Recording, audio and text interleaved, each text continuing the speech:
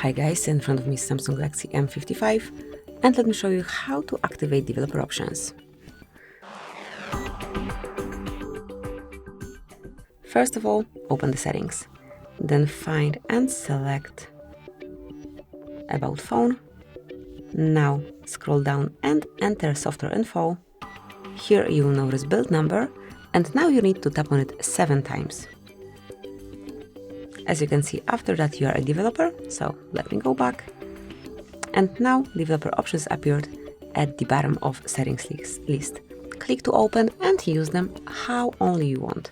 So just find the feature that you want to activate and use the switchers. Customize your phone however you like, and once you want to switch developer panel off, just unmark the stop indicator.